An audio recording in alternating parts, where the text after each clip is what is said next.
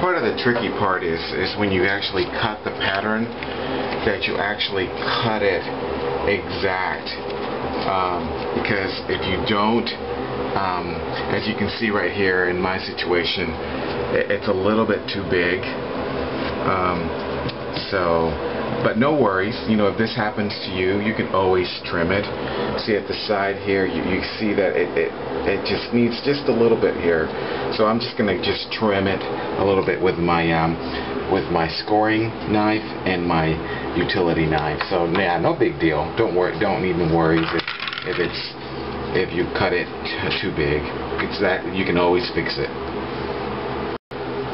I'm basically going to put the ruler on top and just cut just a little bit off right here. Trim it off just a little bit. And I'm basically going to get the scoring knife and score it, and then get the utility knife and finish off the job.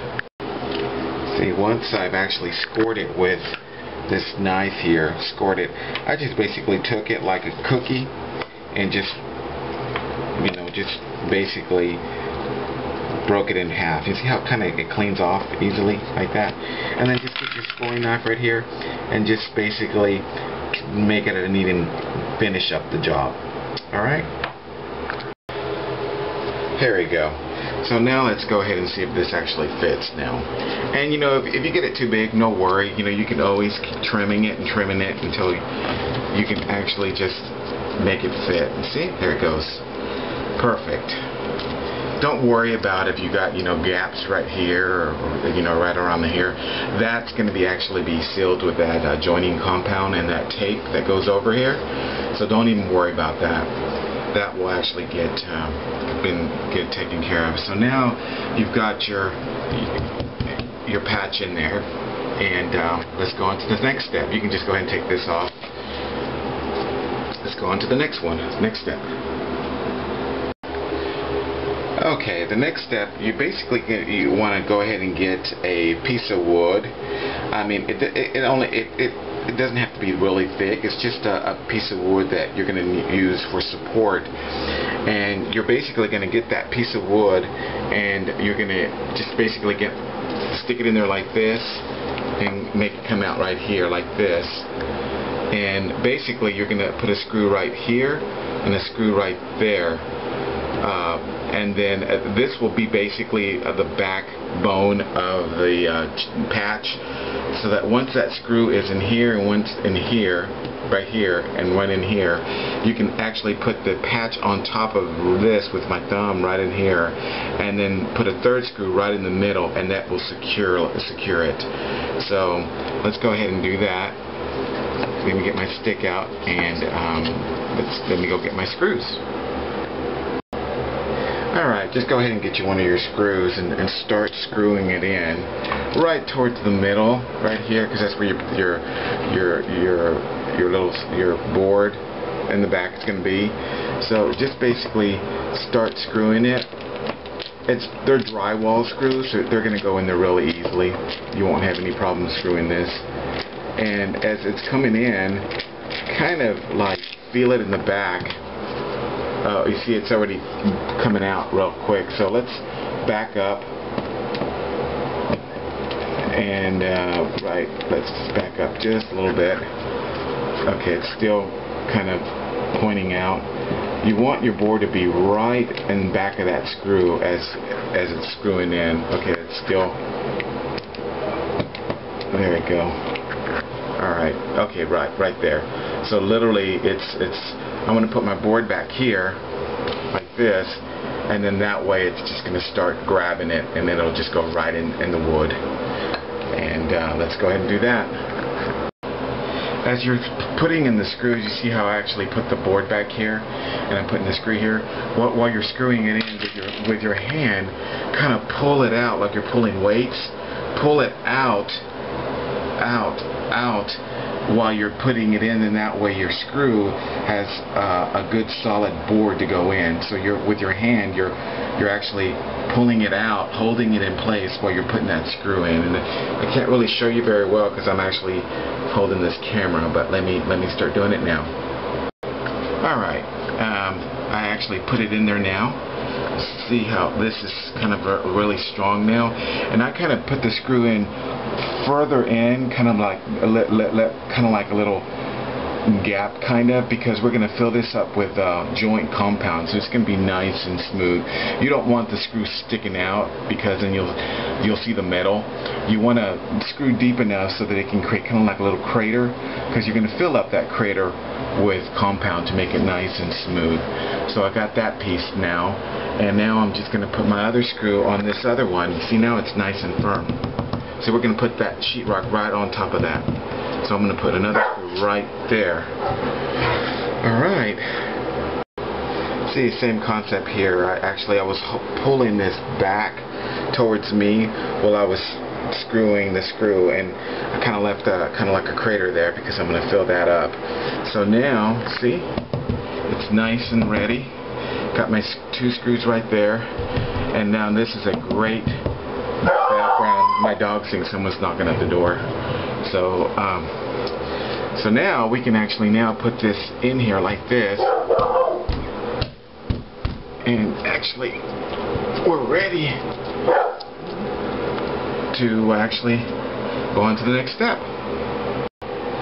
Okay, you're ready to you got your sheetrock in there, and make sure it's, it's in there, and just press it all the way against that backboard, because that's the support now.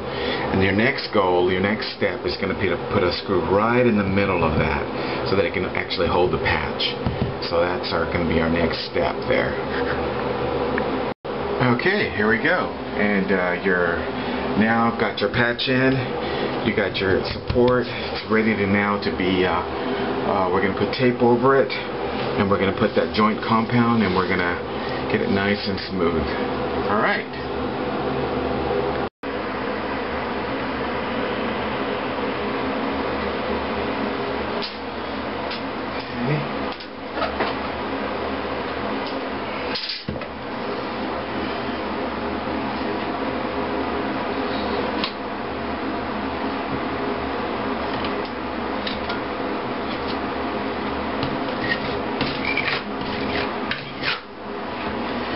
Put your joint compound on, kind of seal up those nail holes and gaps, and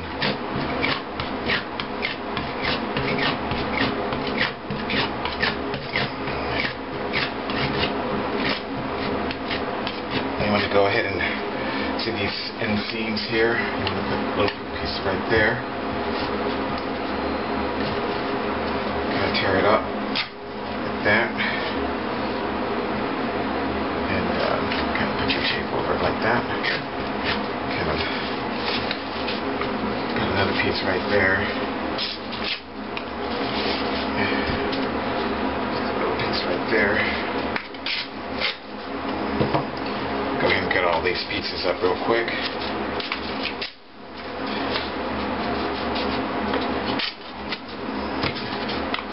Kind of like right there. Put your compound on top. More over here. The purpose of that tape is to actually seal up those inseams. There we go. And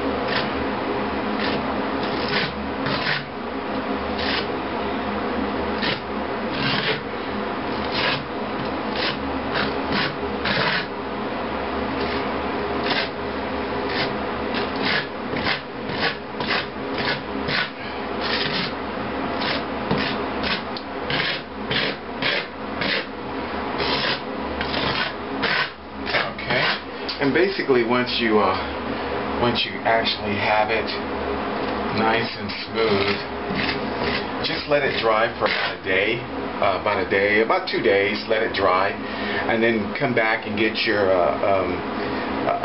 sandpaper and basically sand it off, and just sand it off really nice and smooth. And then after that, just go ahead and paint it. And if you actually patched up your hole. So that is how you patch up your hole. I hope you enjoyed the video. Any way I can help you guys out. It sure beats paying a handyman, which I am a handyman as well. $90 an hour. So if you can do it yourself, go for it. And it's not that hard at all, really.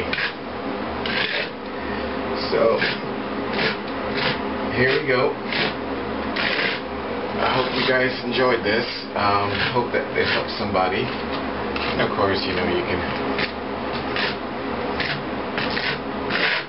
don't really concern about all these little streaks and stuff, because you're actually gonna get sandpaper and you're gonna smooth this out, and it'll literally look brand new again. It'll look like you have that again. So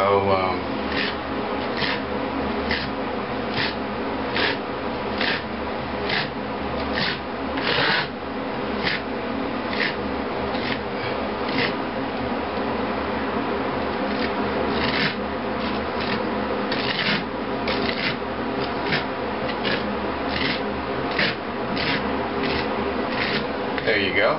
And basically, after you're done with this, don't worry about streaks and lines and stuff like that, because depending on the way your surface is, sometimes it's cool to have the lines. Like in my situation, you see all these little lines everywhere. You kind of want to make it match like your current wall, but at the same time, if you have one of those just straight walls and it's just clean, don't worry. Just get your for 2 days, for about 2 days, just let this dry for about 2 days, and then after the third day, just come in here and just get a sandpaper. You can get it at Lowe's as well. Just regular sandpaper. Just come in here and just sand this off. Make it as smooth as you want.